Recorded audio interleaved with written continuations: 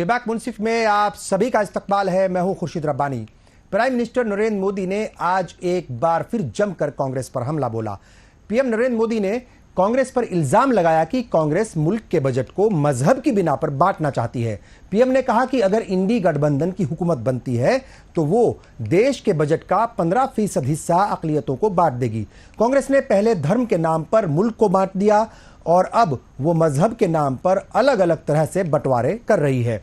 उधर कांग्रेस प्रेसिडेंट मल्लिकार्जुन खड़गे और साबिक सदर राहुल गांधी ने अलग अलग सूबों में चुनावी रैलियों से खिताब करते हुए पीएम नरेंद्र मोदी और बीजेपी पर जमकर जबानी हमला बोला और कहा कि अगर तीसरी बार बीजेपी सत्ता पर काबिज हुई तो ना आइन बचेगा, ना रिजर्वेशन बचेगा और ना ही पब्लिक सेक्टर, सब कुछ खत्म हो जाएगा।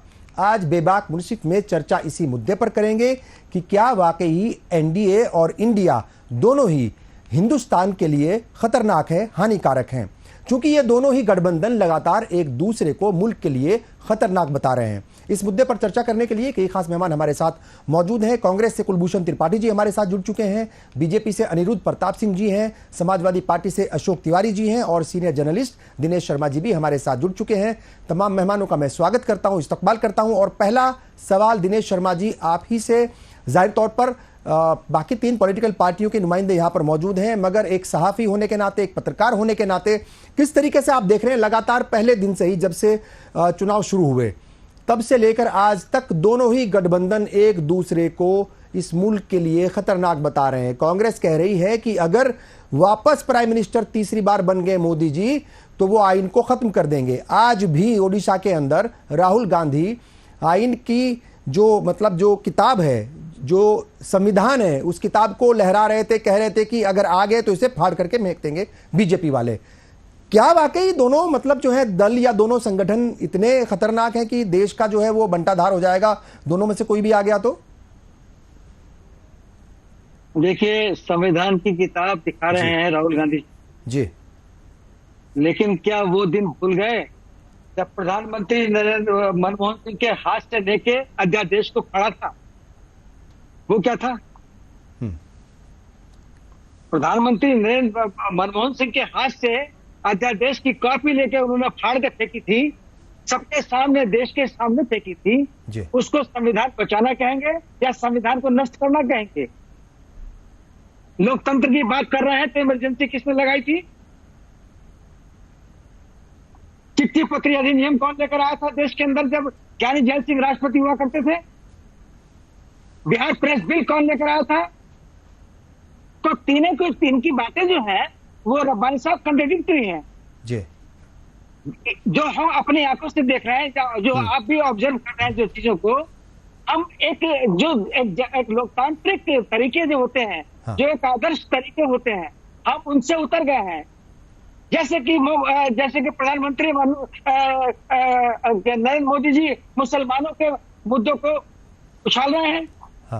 इस देश का एजेंडा तो विकास का था, तो फिर ये पटरी से कैसे होता, गालियों पर कैसे आया? मैं देख रहा हूं कि यहाँ पर तो एक दूसरे के प्रति एक सभ्यता, एक शैली जो होती है, उस शिष्टाचार को भी नहीं देख रहे हैं। राहुल गांधी बोल रहे हैं ये मोदी दोबारा नहीं आएगा। सभ्यता। और जब आप प्रधानमंत्री पद के दावे की बात करते हो तो उसमें कुछ चीजें ऐसी होनी चाहिए जिसमें कि लगे कि हाँ एक सीरियस कैंडिडेट है। यद्यपि राहुल गांधी को इस देश में कोई गंभीर व्यक्ति नहीं मानता है, लेकिन भारतीय जनता पार्टी भी जिस स्टैंड पर चल रही है उसका तो मुख्य मुद्दा विकास का था। अब मुसलमानों को रिजर्वेशन पर आ गया और अब संविधान पर आ गया, तो वो दूसरी बात कर रहा है। हमें नहीं, एक निराशा का तौर। ठीक है, हमें अच्छा नहीं इस बात को कहेंगे कि अगर इलेक्शन बहुत ही हेल्दी तरीके से लड़ा जाता, इसके लिए सभी जिम्मेदार हैं, चाहे वो अखिलेश यादव हो, चाहे वो तेजस्वी जी हो, या चाहे वो खड़गे साहब हो, चाहे कोई भी हो, बीजेपी के कोई लीडर हो। एक जो उत्सव जिसकी बात हम करते हैं, या तो उत्सव शब्द हटा दीजिए यहाँ से। ये जंग है। हाँ, तो इसको तो वाकई ये बात तो सही है कि ये महापर्व कहा जाता है लोकतंत्र का। फिर महापर्व में जब उत्सव होता है, महापर्व होता है, तो वहां पर कशीदगी की जरूरत नहीं है, एक दूसरे के ऊपर उतना ज्यादा हमलावर होने की जरूरत नहीं है, आप ये कहना चाह रहे हैं। मगर एक बात आपने बड़ी अहम कही और जिसका जवाब मैं कांग्रेस से जरूर लूंगा। आप कह रहे हैं कि राहुल गांधी को कोई सीरियसली नहीं लेता। मुझे लगता है कि एक सहाफी को इस तरह के बयानात से इसलिए बचना चाहिए क्योंकि वो लगातार मेंबर पार्लियामेंट है, मतलब जो है वो जिम्मेदार एक लीडर भी हैं, पार्टी प्रेसिडेंट भी रहे हैं। तो और देखिए, जब कोरोना चल रहा था उस वक्त उन्होंने बहुत सारी बातें कही थी कोरोना शुरू होने से पहले कि ऐसा हो जाएगा, और बहुत सारे मौके पर उन्होंने सलाह देने का काम किया था हुकूमत को भी। किसी एक लीडर को जो इतनी बड़ी पार्टी का प्रेसिडेंट भी रह चुका हो, मेंबर पार्लियामेंट भी हो, और एक बार नहीं वो कई बार चुने गए हैं, ठीक है साहब, तो ऐसे कह देना मेरा ख्याल के वो ठीक नहीं होगा। कुलभूषण जी क्या कहेंगे? ये जो एक दूसरे के ऊपर लगातार जो है ये बात कही जा रही है कि साहब एनडीए आ जाएगा तो संविधान खत्म कर देंगे, आइन खत्म कर देंगे। एनडीए वाले भी वही बात कर रहे हैं कि अगर इंडी गठबंधन आ गए, इंडिया ब्लॉक वाले आ गए तो ये संविधान खत्म कर देंगे। तो मतलब क्या दोनों ही इस मुल्क के लिए, दोनों ही गठबंधन इतने ज्यादा खतरनाक हो गए हैं कि कोई एक दूसरे को देखना नहीं चाहता? रब्बानी साहब जो आपत्ति में दर्ज करा था वो आपने खुद ही दर्ज करा दी है। हमारे साथी जो अभी बोल रहे थे उनकी बौखलाहट से पता लग रहा था कि इस समय भारतीय जनता पार्टी का चुनाव में क्या हाल है। मैं बड़ी संजीदगी से कहता हूं कि इस देश में अगर जो चुनाव में भाषा खराब करने का काम कोई करता है तो वो हमारे आदरणीय प्रधानमंत्री नरेंद्र मोदी जी हैं। किस तरह की भाषा वो बोलते हैं, कितने निजी हमले करते हैं। आज इन्होंने कहा कि राहुल गांधी को कोई सीरियस नहीं लेता है। मैं पूछता हूं, जिस आदमी ने इस देश में जमीन पे 4000 किलोमीटर की यात्रा की हो, ऐसा कोई एक दूसरा नेता बता दीजिए जिसने कन्याकुमारी से लेकर कश्मीर तक हर भारतीय को गले लगाया हो, उनके दुख दर्द पूछे हो, उनसे मिला हो, न्याय यात्रा के नाम पे मणिपुर से शुरू करके महाराष्ट्र में जाके यात्रा खत्म की हो। एक इतनी बड़ी पार्टी, एक इतना बड़ा जिसका जनाधार, और आप अभी चुनाव में देख रहे हैं किस तरह से राहुल गांधी को जनता सुनने आ रही है। राहुल गांधी का एक फैन फॉलोइंग क्लब इतना बड़ा क्रिएट हुआ है, उसे हमारे साथी बोल रहे हैं। ये इनके ओछी मानसिकता को दर्शाता है, इसके अलावा कुछ नहीं है। क्या आप भारत के उन मतदाताओं को भी नकार देते हैं जो राहुल गांधी को सांसद चुन के भेजते हैं? उन्हें कोई सीरियस नहीं लेता तो वो मेंबर ऑफ पार्लियामेंट कैसे हैं? उनको सीरियस कोर्ट ने लिया, उनकी सदस्यता जो छीन ली नरेंद्र मोदी जी ने, इस सरकार ने तानाशाही करते हुए, उसे कोर्ट ने वापस दिलाया। कोर्ट सीरियस लेता है, पार्लियामेंट सीरियस लेता है, हमारे जैसे कांग्रेस जन सीरियस लेते हैं। और इस देश में जो भी सेकुलरिज्म से प्यार करता है, जो भी डेमोक्रेसी से प्यार करता है, जो भी सोशलिज्म से प्यार करता है, जो बराबरी की बात करता है, जो न्याय की बात करता है, जो हक देने की बात करता है, वो हर आदमी आज राहुल गांधी से प्यार करता है। और इसीलिए आज नरेंद्र मोदी घबराए हुए हैं, आज अमित शाह घबराए हुए हैं, जुबान फिसल रही है, किस किस तरह के स्टेटमेंट निकल आ रहे हैं। हम लोग तो वो ट्रोलिंग करते नहीं है, हम लोग उस तरह से सोचते भी नहीं है कि हेलीकॉप्टर से बाई रोड आ जाते हैं, इंटर के बाद 12वीं कराते हैं, जिले की राजधानी बनाते हैं। अब क्या क्या कहा जाए साहब, किस तरह की चीजें हैं जो उठाई जाए। लेकिन कांग्रेस पार्टी अभी भी इस देश के लोकतंत्र के उत्सव को, इस चुनाव को, इस चुनावी पर्व को बड़ी संजीदगी से ले रही है। हम कतई कोई, आपने कल इंटरव्यू इतना चल रहा है, आज खूब उस पर मीम बन रहे हैं कि साहब मैं हिंदू मुसलमान नहीं करता, मैं हिंदू मुसलमान में बंटवारा नहीं करता, हमारे घर पे तो ईद मनती थी। मैं बहुत ही सेकुलर हूं, मैं शुरुआत से, मैं आज टेलीविजन पे बोल रहा हूं कि मैं ब्राह्मण परिवार में पैदा हुआ, मेरी पत्नी ब्राह्मण परिवार में पैदा हुई, वो उर्दू की प्रोफेसर हैं, उनके सभी विद्यार्थी अधिकतर मुस्लिम होते हैं। मैंने जामिया मिलिया इस्लामिया से पीएचडी की, मेरे साथ कितने मुस्लिम विद्यार्थी थे। हमारे घर में ईद नहीं मनती, ईद पे हम उनके घर जाते हैं, होली पे वो हमारे घर आते हैं, दिवाली पे वो हमारे घर आते हैं, हमारी खुशियों में वो शरीक होते हैं, उनकी खुशियों में हम शरीक होते हैं। लेकिन हमारे घर पे तो ईद नहीं मनी। हमें तो नहीं बताना पड़ रहा कि अब्बास साहब हमारे ही घर पैदा हुए थे। एक कोई भी बेवकूफाना स्टेटमेंट आ जाएगा, उसके बाद आपके यहाँ अब्बास साहब पल जाएंगे, ईद घर में बन जाएगी, सिवई बन जाएंगी। आप बताते हैं कि मैं तो भीख मांग के रहा, मैंने तो चाय बेची। उसके बाद आपके पिताजी के दोस्त का इंतकाल हो जाता है, उनके बेटे को लाके वो घर पे पड़ा। अपने बेटे से चाय बिकवा रहे हैं पिताजी, भीख मंगवा रहे हैं पिताजी, और दूसरे के बच्चे को लाके घर में। ठीक है, इस तरह की चीजों पे भी जब बात होने लगेगी ना, जब ऐसा स्टेटमेंट आएगी, ये पीड़ा नहीं देगा क्या मुझे कि राहुल गांधी को कोई सीरियस नहीं लेता?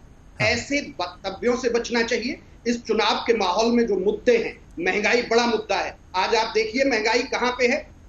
क्या थोक महंगाई सूचकांक आज 13 महीने के उच्चतम शिखर पे नहीं है? इस पे कौन बात करेगा? महंगाई का माँ क्या चुनाव में भी प्रधानमंत्री को याद आ रहा है?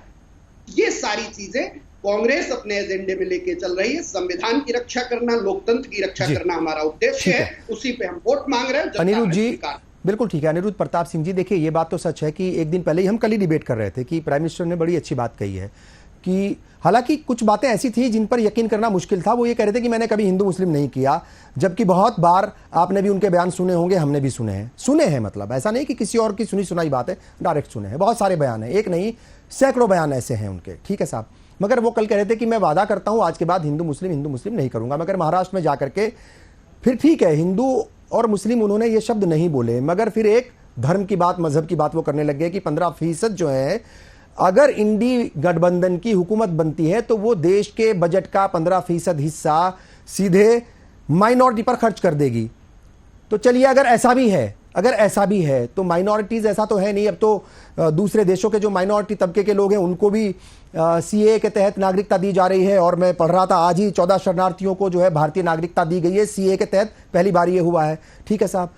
तो अगर दी जाएगी 15%, तो मुझे लगता है कि उसके ऊपर क्या प्राइम मिनिस्टर ये बात बोल करके क्या हिंदुस्तान के अवाम को धर्म के नाम पर बांटने का काम नहीं कर रहे हैं? रब्बानी साहब, मैं यहाँ पे एक विरोध दर्ज कराना चाहूंगा। हमारे कांग्रेस के मित्र आदरणीय प्रधानमंत्री जी के पिताजी के बारे में व्यक्तिगत और बड़ी ओछी टिप्पणी कर रहे थे, और यही ओछी मानसिकता मणिशंकर अय्यर, राहुल गांधी, सोनिया गांधी, इन सब की रही है।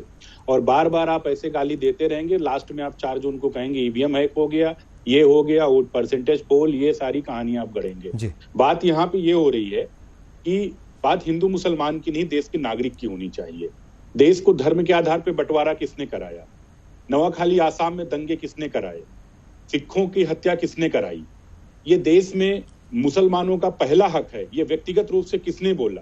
ये मुसलमानों की पार्टी है, ये किसने बोला? ये सारी चीजें तो कांग्रेस कर रही है ना।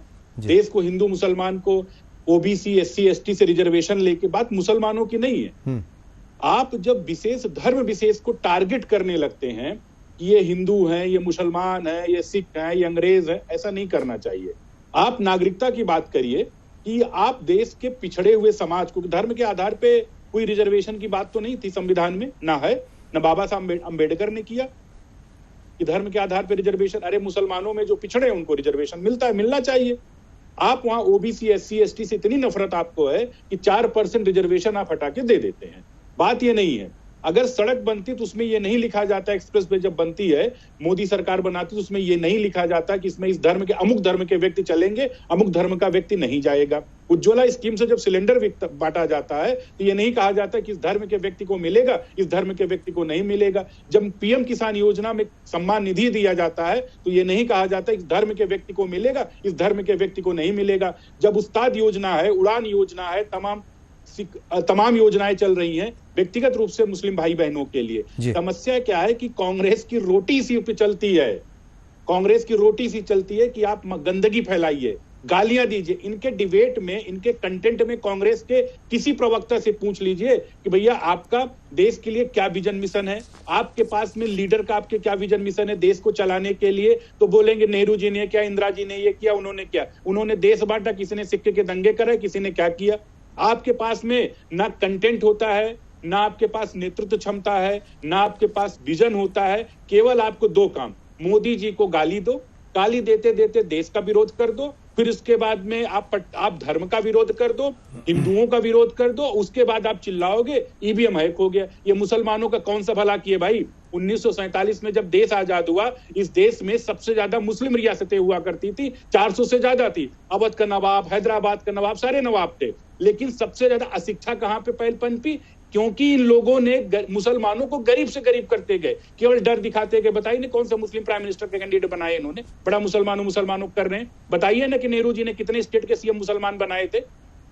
आप धर्म विशेष की जब राजनीति करेंगे तो लोग आपसे पूछेंगे। देखिए चीफ मिनिस्टर की बात है, चीफ मिनिस्टर की बात है अगर तो करीब 6 हो सकता है कि 7 हो, मगर 6 से कम नहीं है। चाहे राजस्थान की बात हम करें, महाराष्ट्र की बात करें, और आपका जो है बिहार की बात करें, आसाम की बात करें, ये बहुत क्लियर है। 2 और स्टेट हैं, नाम मेरे जहन से निकल रहा है। तो 6 बार चीफ मिनिस्टर जो है मुस्लिम बने हैं, और वो कांग्रेस ने ही बनाए हैं। देखिए ये सच्चाई है, जो बात है उसको कहना पड़ेगा, ठीक है साहब। और अब लोग ऐसा कहते हैं, अपोजिशन पार्टियां ऐसा कहती हैं कि एक चीफ मिनिस्टर था सिर्फ जम्मू कश्मीर में मुस्लिम, उसको भी ये कर दिया कि वहां पर जो है एक तो स्टेट को डिवाइड कर दिया, दूसरा उसका स्टेटहुड भी छीन लिया। ये भी इल्जाम बीजेपी के ऊपर लगते हैं। दूसरी बात आपने कहा स्कीम्स का फायदा पहुंचता है।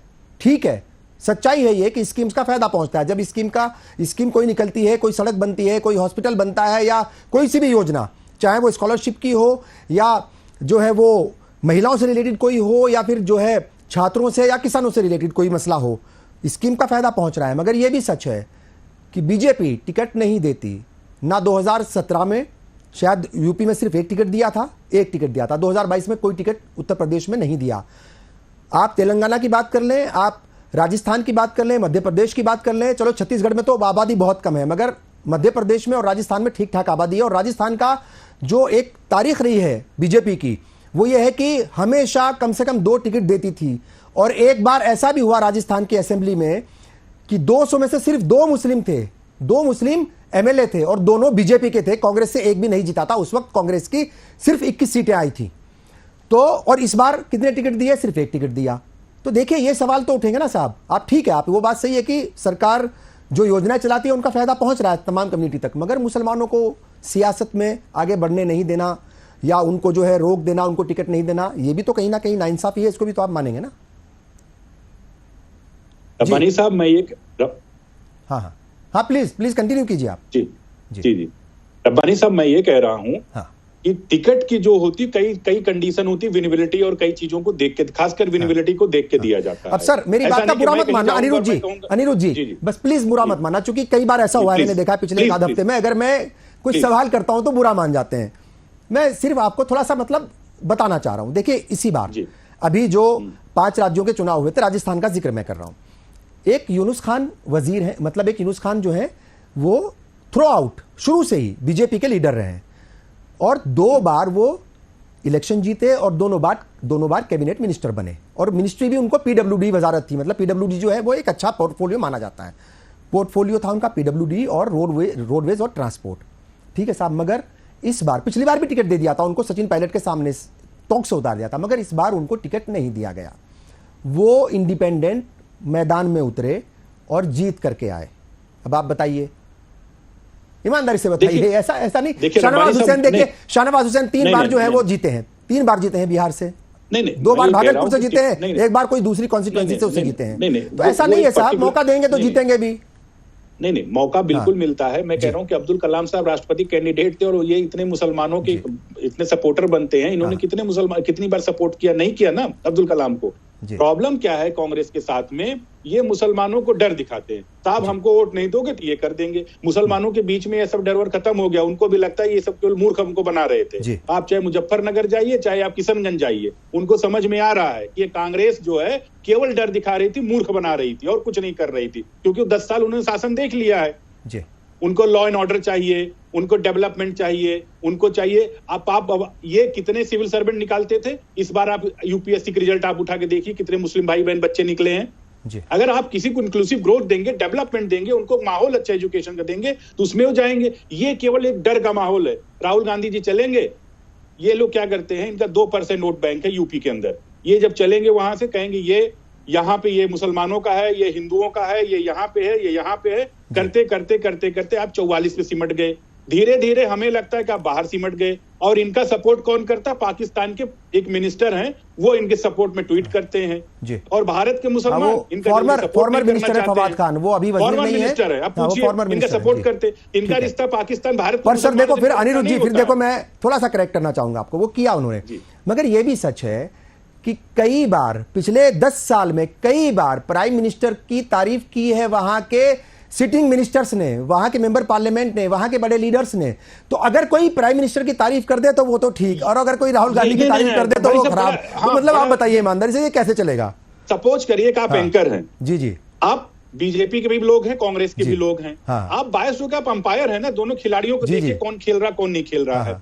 एक प्राइम मिनिस्टर होता है, वो देश का प्रतिनिधित्व कर रहा होता है, और वहां पे लोग होते हैं चर्चा कर रहे होते हैं, वो अलग चीज है। चुनाव के माहौल में आके ये कहना कि यही जीते यही हारे, तो वहां से डाउट पैदा होता है।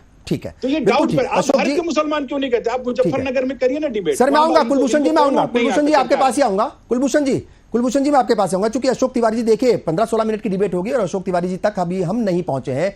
आज जबकि लखनऊ में ज्वाइंट प्रेस कॉन्फ्रेंस हुई थी मल्लिकार्जुन खड़गे साहब की और अखिलेश यादव की, तो बहुत सारी बातें कही दोनों ने ही, और अखिलेश यादव कह रहे थे कि बीजेपी जब आती है या बीजेपी जब हुकूमत में होती है तो नौजवानों के लिए बड़ी मुश्किल हो जाती है, वो मेहनत करते हैं बड़े बड़े एग्जाम्स को पास करने के लिए, मगर पेपर लीक हो जाता है।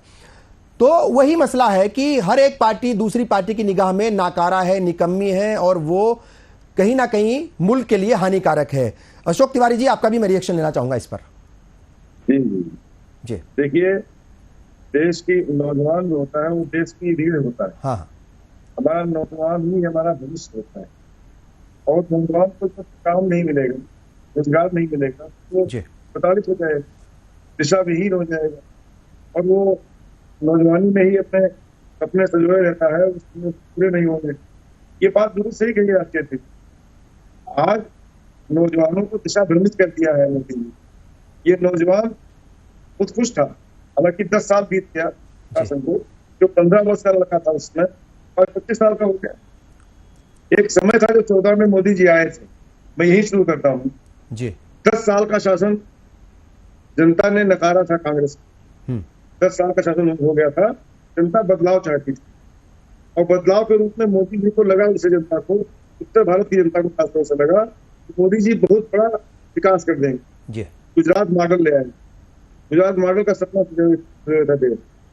आज तरह तरह की बातों को उन्होंने रखा भी था, महंगाई दूर करने की बात रखी थी इन्होंने, डॉलर को रुपए बराबर करने की बात रखी थी इन्होंने, बेरोजगारी दूर करने की बात रखी थी इन्होंने, 200 रोजगार देने की बात की, स्पष्ट रूप से किसानों की आय दोगुनी करने की बात। सवाल इस बात का है कि सपने कितने दिखाए थे देश में। 5 साल का शासन जब हो गया तो जनता भोली भाली है, हमारी जनता भावुक है। जनता ने सोचा कि बहुत कम टाइम मिला है इसको, 5 साल का और टाइम दे दो, 5 साल का शासन को और दे दो। 10 साल हो गए पूरे सर, 10 साल में भी महंगाई और बढ़ गई, बढ़ती ही चली जा रही है। पेट्रोल डीजल पर कोई अंकुश लगा ही नहीं, जबकि अंतर्राष्ट्रीय स्तर पर पेट्रोल डीजल के दाम काफी गिरे बैरल में, फिर भी नहीं लगा। हालत ये हो गई कि गैस के दाम कितने बढ़ गए, सोई चलाना मुश्किल हो गया तेरे देश में लोगों को। आज सब्सिडी मिलती थी गैस पर, सब्सिडी खत्म कर दिया इन्होंने क्या दिया देश? पेपर लीक दिया। अगर परीक्षाएं होती तो पेपर लीक हो जाता, सरकारी नौकरियां मिलने की आशा ही खत्म हो गई। सवाल इस बात का है, 4 साल की नौकरी थी सेना में, अरे इन्होंने अत्याचार का हद कर दिया है जनता के साथ। 3 काले कानून लाए, उसको हटाने में लाने पड़ गए किसानों को, किसानों लाठियां खाई, आंसू गैस जेलें, कीमें डाल दी गई। 700 से अधिक किसान, 800-900 किसान शहीद हो गए जी, शहीद हो गए। हालत ये है, संघर्ष चलता रहा किसानों का। किसानों को लखीमपुर में थार गाड़ी चला दी गई, तो ऊपर मान दिया गया, तमाम महिलाओं के मंगलसूत्र उसमें फट गए, उनके मंगलसूत्र बिल्कुल छिड़ गए, मंगलसूत्र, उनका कुछ नहीं हुआ। हाँ। सवाल इस बात का है, मैं संक्षेप में भी बात अगर आप कहिए तो रखूं, जी संक्षेप में रखूं, ये सब बातें जनता जानती है, लेकिन एक बार फिर से मैंने बातों को हवाला दिया जी। जनता अब थक चुकी है, पक चुकी है। जनता सब कुछ कर सकती है, लेकिन झूठ बर्दाश्त करना जनता के बस में नहीं रह गया, जुमले बर्दाश्त करना जनता के बस में नहीं रह गया। ठीक है, जनता साइलेंट है इसमें सर, अंडर करंट है जनता में। पहला फेज देखा सर आपने, दूसरा फेज भी देखा है। ठीक है, मतदान का प्रतिशत भी कम हो गया है। कुछ लोग जो कसम खाए रहते हैं भाजपा को ही वोट देंगे, वोट देने निकले नहीं, परंपरागत होकर इनका वोट देने निकला नहीं, भी मार खाए। मगर देखिए, वोट परसेंटेज अगर कम हो रहा है साहब, उसकी जिम्मेदारी तो तमाम पॉलिटिकल लीडर्स की है, तमाम पॉलिटिकल पार्टियों की है। क्योंकि चलिए मान लिया उनके वोटर्स कम निकले होंगे, तो बाकी जो दूसरी पार्टियां हैं उनके सपोर्टर्स वोटर्स को निकलना चाहिए था। हालांकि इस बारे में जो है हम हर बार बात करते हैं कि ये जिम्मेदारी है वोटर्स की, ये ड्यूटी निभाने का वक्त है, इसमें तो ज्यादा से ज्यादा मतदान होना चाहिए ताकि आप अपना बेहतर मुस्तकबिल के लिए अपना बेहतर लीडर चुन सकें। चूंकि देखिए अनिरुद्ध जी को कुछ बोलना है, मगर उससे पहले कुलभूषण जी, अनिरुद्ध जी के बारे में कुछ, मतलब चूंकि बहुत सारी बातें हुई तो कुछ जवाब देना चाह रहे थे। कुलभूषण जी प्लीज। जी, मैं ये कहना चाह रहा था कि अनिरुद्ध जी की जो भाषा है और जो संस्कार है उसी से दिख रहा है कि किस तरह से आपकी आज स्थिति खराब है, जो बौखलाहट है, छटपटाहट, आप जो वोट वाली बात हो रही थी इसी में जोड़ दे रहा हूं। निश्चित तौर पे आपकी सही बात है कि ये राजनीतिक दलों का काम है, नेताओं का काम है वोटर्स को प्रेरित करना, निकालना। लेकिन जो वोटर निराश है नरेंद्र मोदी जी के झूठों से, उनके जुमलों से, 15 लाख जुमला था साहब, काला धन जुमला था साहब, आज बता रहे हैं कि अडानी और अंबानी राहुल गांधी को टेम्पो से पैसे भेज रहे हैं। ये तो घोषित हार मान लेने की बात है ना, कि अब आपको जो अडानी के हवाई जहाज में जब तक घूमे उस पे अडानी लिखा हुआ है, रेल पे अडानी लिखा हुआ है, हर जगह अडानी, आज उन्हें लग रहा है कि टेम्पो में पैसे वहां भेजे जा रहे हैं। राहुल जी ने तो उस पर कितनी बार बोला है कि साहब आपको कैसे पता, टेम्पो से आते हैं, आज तक टेम्पो से ही लेते रहे। उसके बाद लखनऊ एयरपोर्ट का वीडियो बना के राहुल जी ने डाला कि देखो ये लिखा है अडानी। 7 एयरपोर्ट आपने सौंप दिए हैं अडानी को, 20 से 21 तक देश पूरा सौंप के आप उनको देश का पैसे वाला नंबर 1 पे पैसे वाला बना रहे थे। तब आपको नहीं लग रहा था कि वो राहुल गांधी को पैसा भेज देंगे? अरे तो ईडी और सीबीआई वहां भी भेजिए, जांच कराइए। दरअसल भारतीय जनता पार्टी चाहती है कि चुनाव डाइवर्ट हो जाए। उनके जो एजेंडा है, हिंदू मुस्लिम उन्हें करना है, उन्हें कुछ ऐसे झूठे सपने दिखाने हैं, जनता को बरगलाना है। युवाओं के साथ जो अग्निवीर का गंदा मजाक है, आज पूरी सेना को कमजोर कर दिया है। इस समय इतिहास में भारतीय सेना कमजोर स्थिति में आ गई है। चाइना बॉर्डर की क्या स्थितियां हैं उसे प्रधानमंत्री जी एक बार नहीं बता सकते हैं। जहां कहीं कोई स्थिति खराब हो वहां प्रधानमंत्री जी चुप्पी मार के बैठ जाते हैं। आप क्या चाहते हैं इस देश को? देश को आप गिरवी रख देना चाहते हैं? और अगर जो राहुल गांधी जी उस पर प्रश्न चिन्ह उठाते हैं, लगातार कहते हैं, तो आपको वो देश विरोध दिखाई देता है? क्या विपक्ष की भूमिका नहीं है कि सरकार जहां जहां फेल है वहां हम आपको नजर ले जाएं, आपको इशारा करें? महंगाई आज चरम छू रही है, इस पे बताएं जरा अनिरुद्ध जी। 13 महीने के उच्चतम शिखर पर है थोक मूल्य सूचकांक। कौन है इसका जवाब दे? क्या सत्ता में बैठे हुए नरेंद्र मोदी जी इसके जवाब दे नहीं है?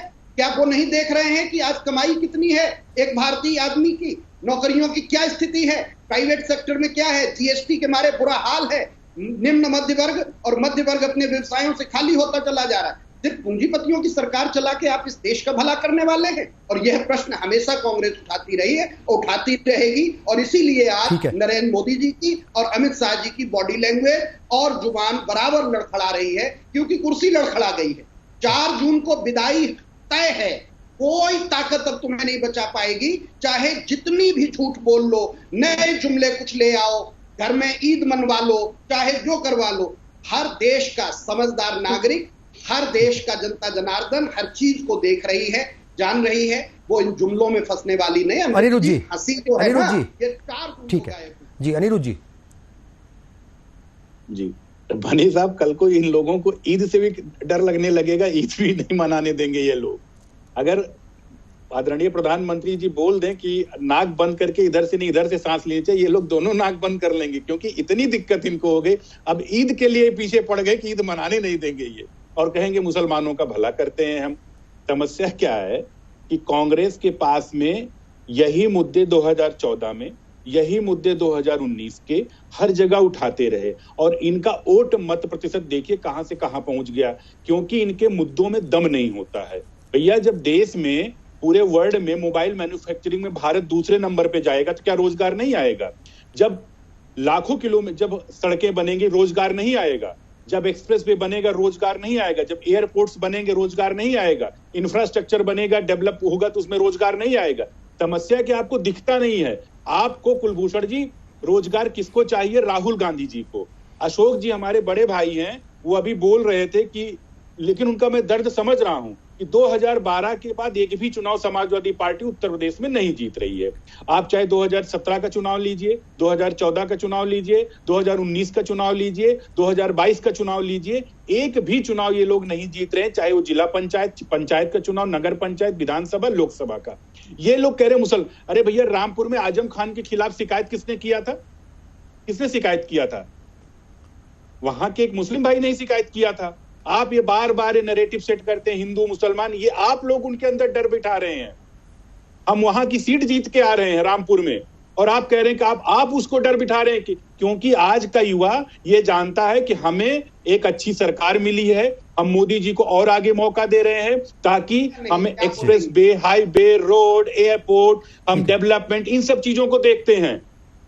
उनके दिमाग में आता है कि हम सिविल सर्विस कैसे क्वालिफाई करें, आगे जाए, हम आईएम्स में, आईआईटीज में जाए, यहाँ जाए, फॉरेन में पढ़े। उनके दिमाग में हिंदू मुसलमान नहीं चलता है। आप मुजफ्फरनगर जाइए, किशनगंज जाइए, कहीं भी जाइए, आपके सारे एजेंडे धराशायी हो रहे हैं। और 4 जून को कुलभूषण जी आप काउंटिंग देख लीजिएगा, हम और आप डिबेट में बैठ जाएंगे और मौका मिलेगा तो उसमें आप देखिएगा कि वहां कौन धराशायी हो रहा। आप 14, 19 सारे चुनाव आप देख चुके हैं।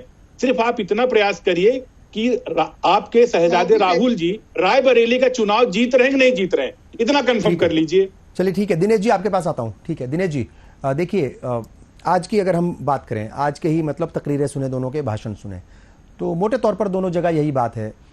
राहुल गांधी भी यही कह रहे थे, जैसे मैंने पहले ही जिक्र कर दिया था, कि हाथ में वो संविधान की कॉपी लेकर के कह रहे थे कि अगर वापस आ गए तीसरी बार मोदी साहब तो वो इसे फाड़ करके फेंक देंगे और फिर कुछ नहीं बचेगा, ना रिजर्वेशन बचेगा, ना संविधान बचेगा, और ये मतलब जो है आज़ादी भी कह रहे थे, वो तो एक तरीके से आज़ादी भी छिन जाएगी, सब कुछ जो है ख़त्म हो जाएगा, सब कुछ गड़बड़ हो जाएगा।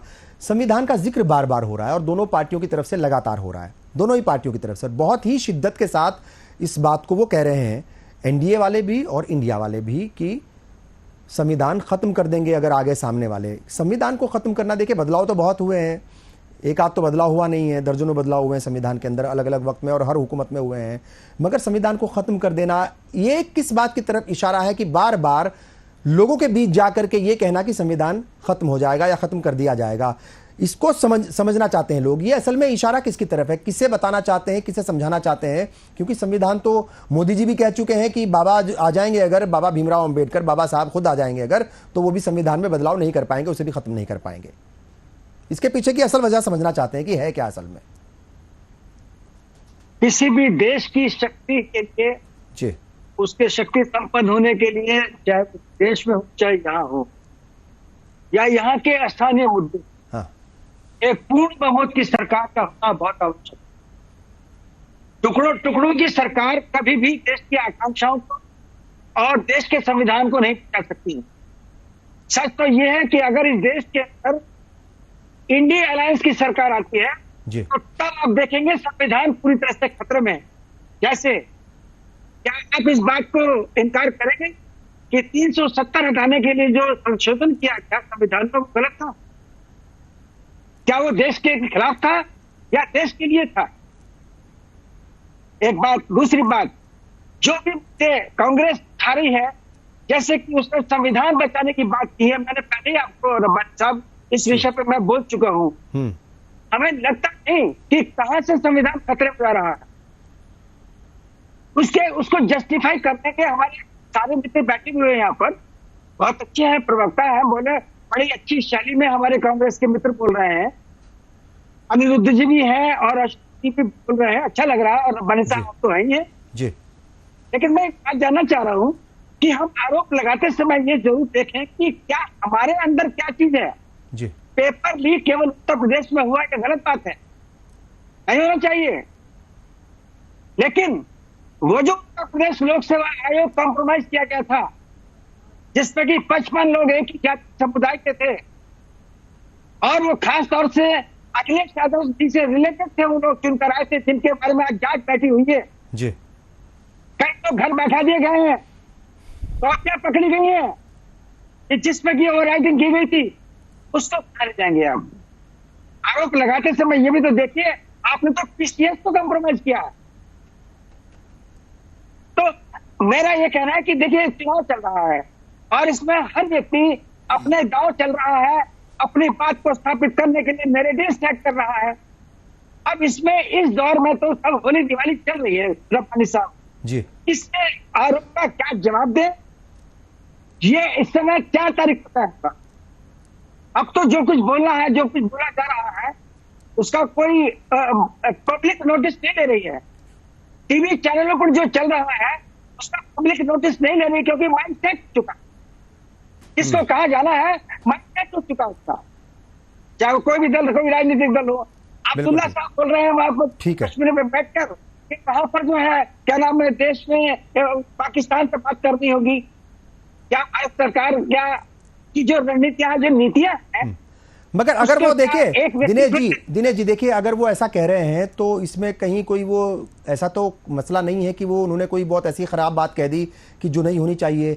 पड़ोसी मुल्क है हमारा, ठीक है, और पड़ोसी मुल्क भी ऐसा है कि जिसकी यहाँ एम्बेसी है, हमारी एम्बेसी भी है, पूरा सिस्टम है, सारी बातचीत है। और वाजपेयी साहब ने तो लाहौर तक बस भी चलाई थी, कितनी बार जो है बातचीत के मतलब जो है वो सिलसिले शुरू हुए। खुद वाजपेयी साहब जो है बिना बताए चले भी गए थे वहां पर, ठीक है, वो भी ताल्लुकात बेहतर करने के लिए ही गए थे, ऐसा तो है नहीं कि वो बिरयानी खाने गए थे। ठीक है साहब, ये तो सच्चाई है, चूंकि कांग्रेस वाले हमेशा कहते हैं कि मोदी जी बिरयानी खाने चले गए थे, तो बिरयानी खाने नहीं गए थे, वो अचानक इसलिए चले गए थे ताकि हालात बेहतर हो, बातचीत हो। देखिए वाजपेयी जी हमेशा कहते थे कि आप चाह करके भी पड़ोसी नहीं बदल सकते, तो मजबूरी है, वो हमारे पड़ोस में रहेगा जब तक अखंड भारत नहीं बन जाता।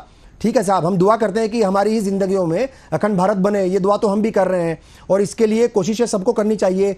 मगर हालात बदलने की, हालात बेहतर करने की, रिश्तों को बेहतर बनाने की कोशिशें वो हमेशा होती रही हैं। वो नेहरू साहब के जमाने में भी हुई है, हर एक की बात जी को लें, हाँ, जिनकी सर्वमान्यता थी जी, तो उनकी बात को लेने के बाद फिर कारगिल किस लिए हुआ था? मैं वही कह रहा हूं कि वो बदमाशी करता है, वो करता है। देखिए कारगिल की बदमाशी हुई, उनको मुंहतोड़ जवाब मिला, मगर उसके बावजूद भी प्राइम मिनिस्टर नरेंद्र मोदी ने जिस वक्त वो शपथ ले रहे थे तो नवाज शरीफ को बुलाया था ना, यहाँ एज ए गेस्ट, मेहमान के तौर पर बुलाया था, ताकि हालात बेहतर हो, रिश्ते बेहतर हो, क्योंकि कोई भी मुल्क नहीं चाहता कि उसका पड़ोसी मुल्क उससे जो है वो दुश्मनी रहे।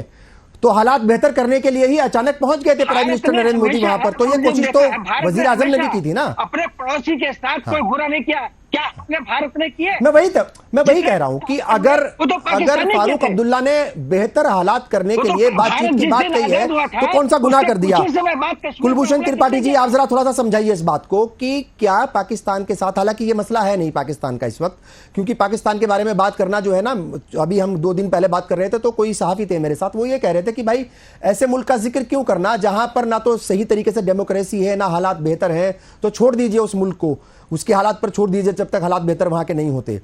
मैं दूसरी बात पर आता हूं। देखिए बार बार जो है वो जिक्र होता है संविधान का, आइन का, और वो इंडिया ब्लॉक की तरफ से भी होता है, एनडीए की तरफ से भी होता है, राहुल गांधी की तरफ से भी होता है, प्राइम मिनिस्टर नरेंद्र मोदी की तरफ से भी होता है, वो तमाम बड़े लीडर्स उस बात का जिक्र कर रहे हैं। थोड़ा सा ईमानदारी से आप समझाइए कि क्यों ऐसा लगता है कि बीजेपी आ गई तो वो संविधान को खत्म कर देगी। फिर जवाब जो है मैं बीजेपी से भी लूंगा, अनिरुद्ध जी से भी लूंगा। जी, इसका उत्तर रब्बानी साहब, जो हमारे भारतीय संविधान की उद्देशिका है, जिसे हम प्रियम्बल कहते हैं जी। हम भारत के लोग भारत को एक संपूर्ण प्रभुत्व संपन्न, समाजवादी, पंथनिरपेक्ष, लोकतंत्रात्मक गणराज्य बनाने के लिए, हाँ। यही हमारी प्रियम्बल है, यहीं से हमारा कॉन्स्टिट्यूशन स्टार्ट होता है, जिसमें बताया गया कि राष्ट्र कैसा हो तो वो सॉवरेन होगा। सॉवरेनिटी आज कहां चली गई है? हम दो, हमारे दो के पास। वहां पे जो आज अडानी साहब कहें, जो अंबानी साहब कहें, वही सच है, बाकी देश की कोई राय नहीं, देश में कोई नहीं बोल सकता। दूसरा मुद्दा आता है समाजवादी। समाजवाद का अर्थ है कि संसाधन बराबर बटे हुए हों, लेकिन प्रधानमंत्री नरेंद्र मोदी जी ने पिछले 10 साल में इस देश के संसाधनों का संकेंद्रण सिर्फ पूंजीपतियों के पास कर दिया। जनता से सभी कुछ छीन लेना है, पब्लिक सेक्टर को कमजोर करते चले जाना है, सेना को भी जैसे संविदा भर्ती होती, प्राइवेट नौकरी होती, उस तरह से अग्निवीर से भर देना, बनवा देना, ये समाजवाद की मुखालफत। उसके बाद तीसरा शब्द आता है धर्मनिरपेक्ष, पंथनिरपेक्ष, सेकुलरिज्म। जो सेकुलरिज्म की अवधारणा है, भारतीय जनता पार्टी उसके बिल्कुल विपरीत काम करती है।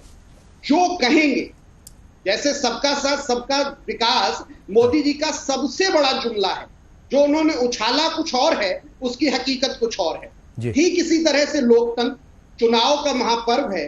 चुनाव के समय आप चुने हुए मुख्यमंत्रियों को जेल में भेजने का काम कर रहे हैं, आप ईडी और सीबीआई का डर दिखा के नोटिस भेज के आप चंदा वसूल रहे हैं, चंदा चोरी कर रहे हैं।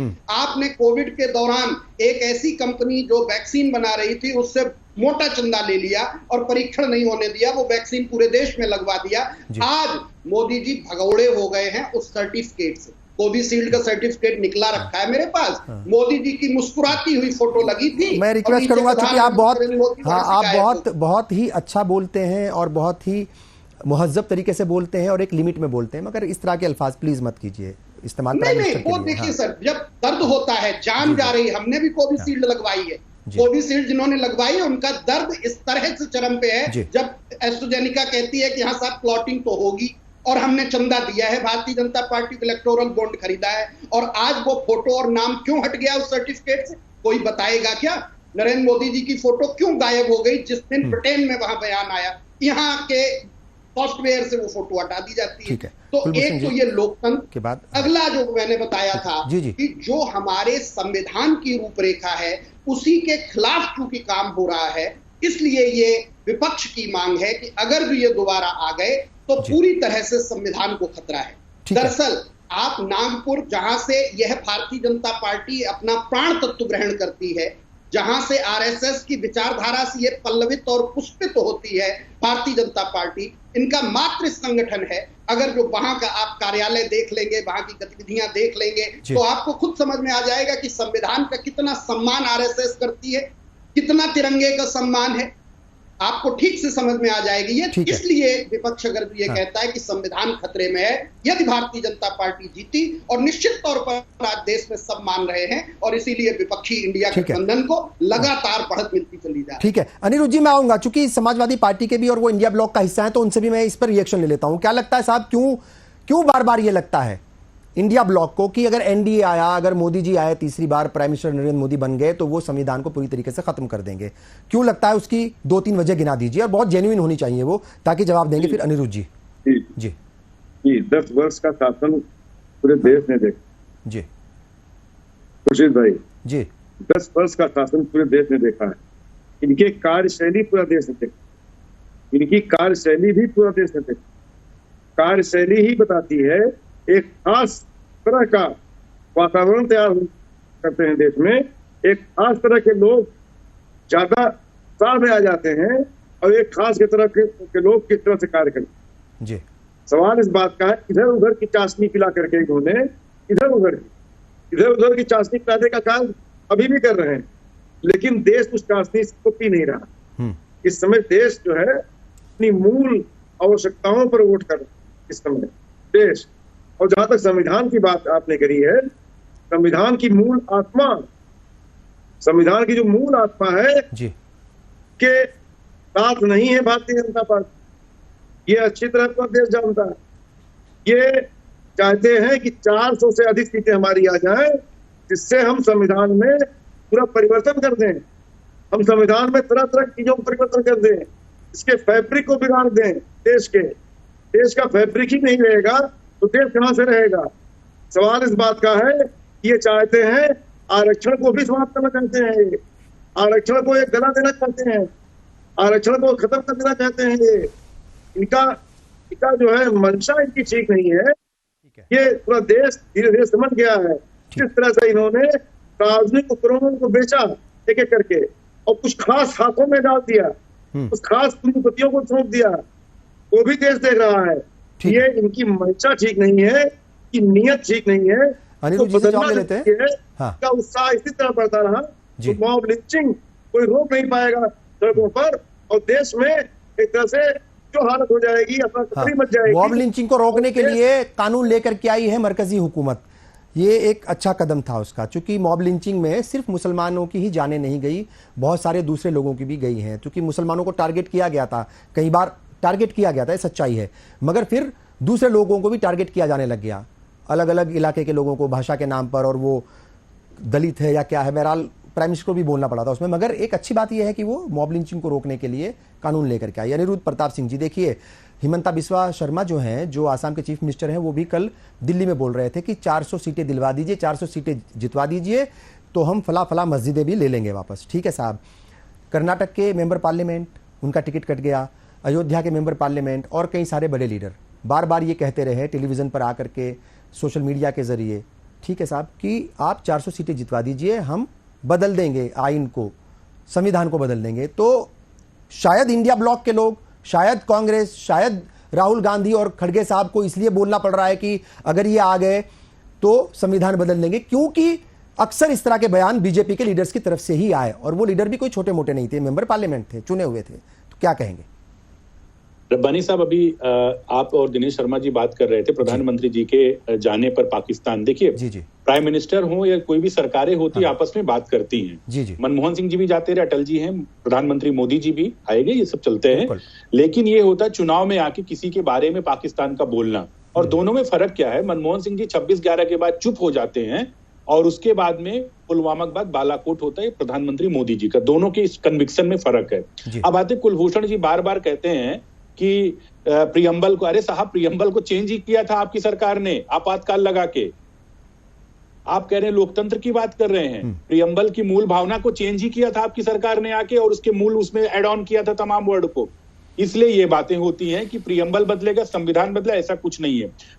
कांग्रेस को डर है कि अगर भारतीय जनता पार्टी या उसके अलायंस पार्टनर 400 के ऊपर आ जाते हैं, इनकी जो परिवारवादी, ये लोग देश बचाने के लिए रब्बानी साहब नहीं लड़ रहे हैं। आप पूरी इंडी गठबंधन को उठा के देख लीजिए कि ये लोग क्या है कि देश को लिए हैं, मुसलमान के लिए, हिंदू के लिए, कुछ नहीं। इनका मेन मुद्दा क्या है कि जो इनकी खुद की व्यक्तिगत बेरोजगारी है, परिवारों की जो बेरोजगारी है, उसको कैसे खत्म किया जाए। आप उत्तर प्रदेश में लीजिए, अखिलेश जी, क्योंकि 2012 से बेरोजगारी खत्म नहीं हो रही है। कुलभूषण जी मैं बोल नहीं रहा था, आपको सुन रहा था बहुत ध्यान से। कुलभूषण जी प्लीज मेरी रिक्वेस्ट है, एक बार सुन लीजिए, फिर आपको मौका मिलेगा, आपके पास आएंगे, क्योंकि उन्होंने बहुत ही इत्मीनान के साथ सुना, सब्र के साथ सुना। देखिए, थोड़ा सा सब्र आपको भी दिखाना पड़ेगा, प्लीज।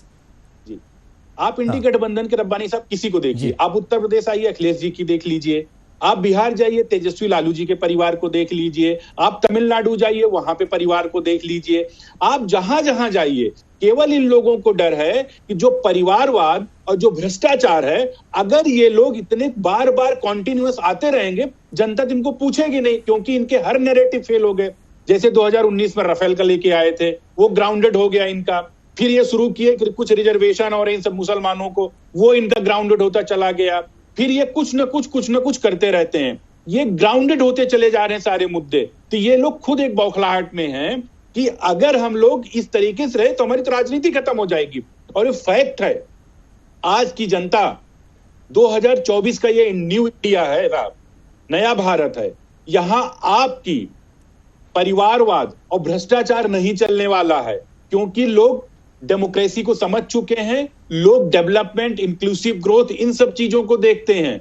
वो बैलगाड़ी पे चांद के मिशन को सामान लाद के ले जाने वाला भारत नहीं है ये, कि नेहरू जी चलेंगे 10 हवाई जहाज में और जो चांद का सामान जाएगा वो जा ही नहीं पाएगा। तो समस्या ये है, इन लोगों को सिर्फ 2 एजेंडा है, परिवार को बचाना और नेहरू जी को बख्श दीजिए। प्राइम मिनिस्टर बहुत उनको टारगेट करते हैं, आप तो कम से कम बख्श दीजिए ना। सर, नेहरू जी ने देश के 2 टुकड़े किए। उन्होंने कहा था कि मेरे सर पे बाल नहीं है, जब चाइना लेके गया जमीन को, कहा ले जाने दीजिए, क्योंकि वहां तो कुछ है ही नहीं, जमीन तो कुछ है ही नहीं है, लेके जाने दीजिए। तो नेहरू जी ने किया था।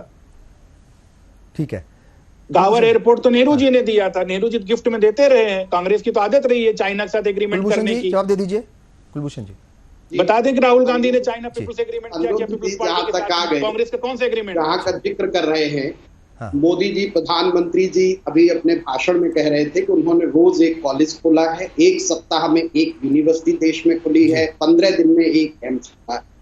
आज बनारस की जनता वहां पूछ रही है कि आपका संसदीय क्षेत्र था, 10 साल में यहाँ कितनी यूनिवर्सिटी खुल गई, कितने कॉलेज खुल गए, कितने एम्स बन गए। बीएचयू की जो सुविधाएं पहले से वो पूर्वांचल का लाइफ लाइन था, उसकी आज और दुर्गति कर रही है कि एडमिशन वहां लोगों को नहीं मिल रहा है। नेहरू जी की क्या बराबरी करेंगे साहब आप?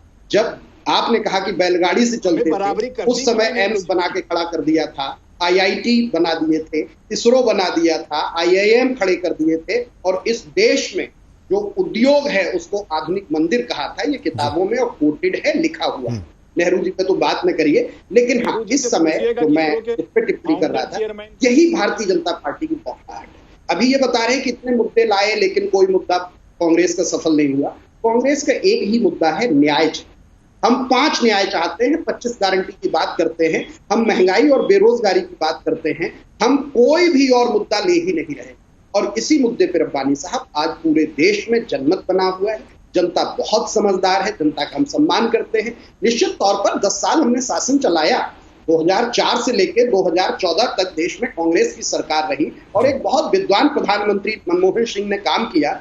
उसके बाद हमारी कुछ कमियां रही होंगी या कुछ अपेक्षाएं पूरी नहीं होंगी, जनता ने हमें विपक्ष बिठाया, हम खुशी से विपक्ष में बैठे।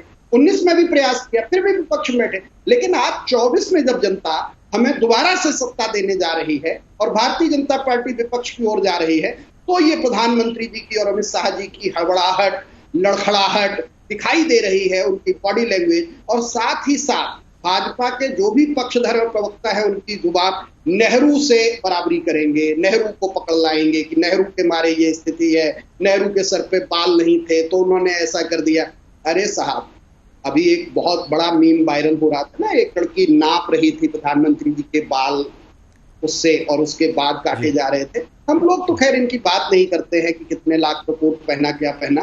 राहुल जी की तो टी शर्ट पे भी बड़ा प्रश्न उठते हैं। लेकिन जनता जानती है कि 10 साल का जो बुरा दौर बीता है, नोटबंदी करके कमर तोड़ी गई, जीएसटी से कमर तोड़ी गई, विकास किया तो नफरत का विकास किया, बदहाली का विकास किया, लीकेज की सरकार है, कोई परीक्षा ही नहीं हो पाती है।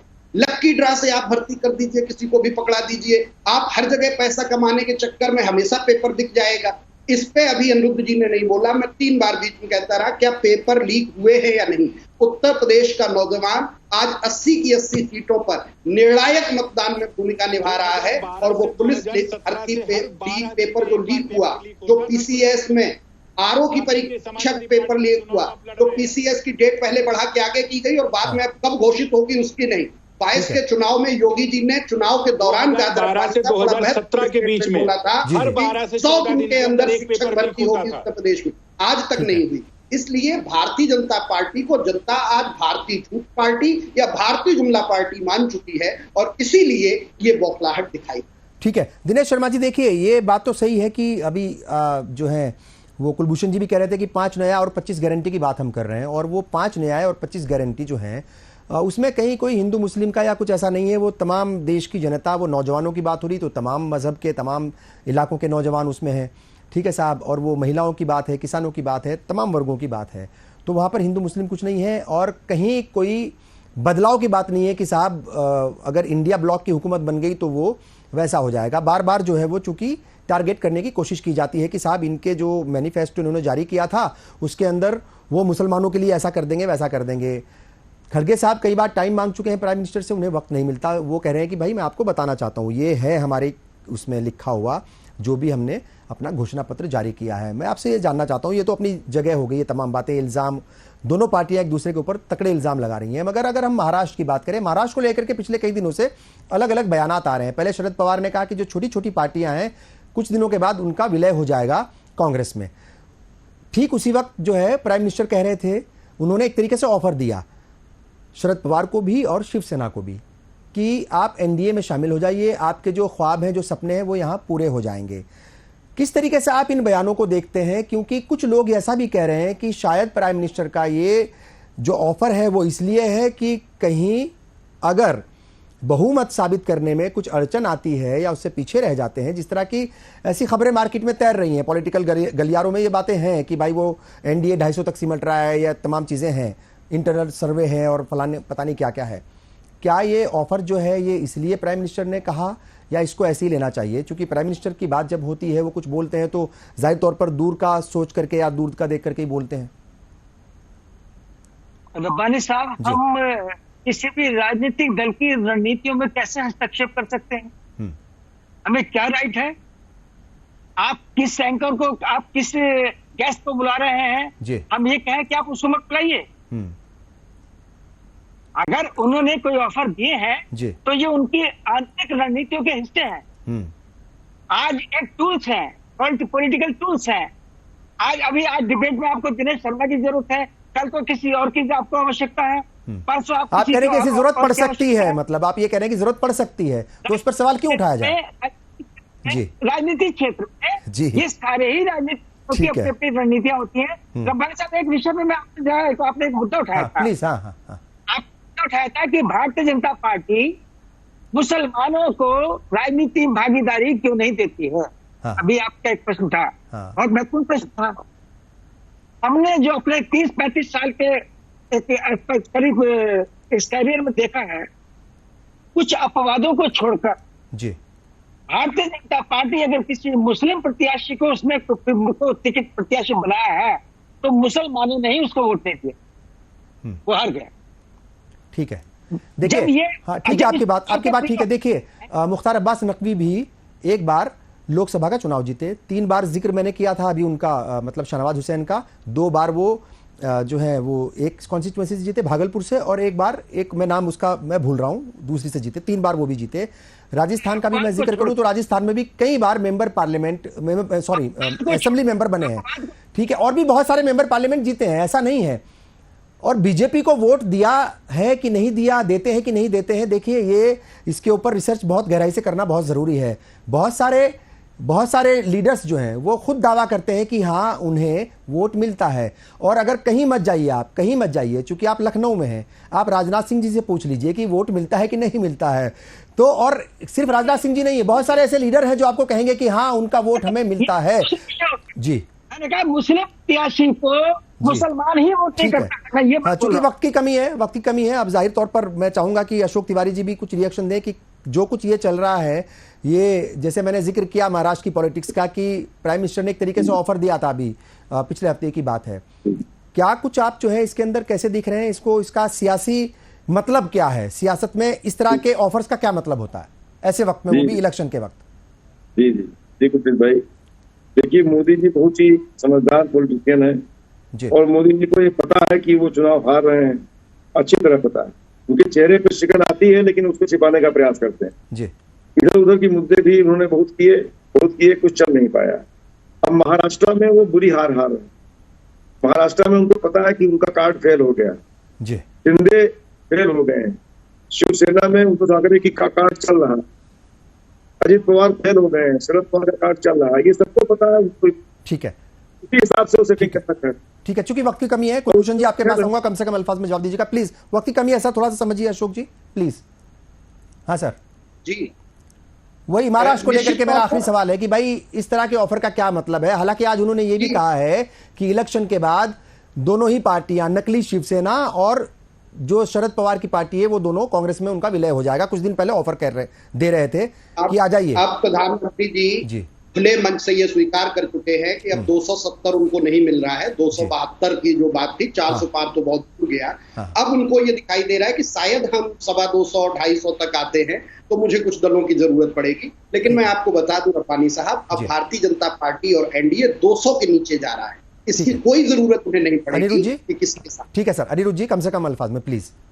देखिए, कांग्रेस की ये 2014 में थी कि बीजेपी 200-250 आएगी, फिर 2019 में थी, एक सिर्फ इनके पास नहीं, इनसे पूछ लीजिए कि रायबरेली की सीट जीत रहे कि नहीं जीत रहे। चलिए, उसके लिए तमाम रिजल्ट्स के लिए उससे पहले सारी कयास आराइयां हैं, तमाम दावे हैं, उससे पहले असल रिजल्ट तो 4 तारीख को ही आएगा। 4 तक सबको इंतजार करना पड़ेगा, मगर उम्मीद करते हैं कि हमारे लीडर्स ऐसी बातें बोलें जो ना तो किसी का दिल तोड़े और ना ही समाजों को बांटे। बहरहाल तमाम मेहमानों का मैं शुक्रिया अदा करता हूं, अनिरुद्ध जी आपका, कुलभूषण जी आपका, अशोक जी और दिनेश जी आप तमाम का शुक्रिया, और तमाम नाजरीन का भी शुक्रिया। कल फिर हाजिर होंगे कुछ नए मेहमानों के साथ, कुछ मुद्दों के साथ। तब तक के लिए मुझे पूरी टीम को दीजिए इजाजत। आदाब।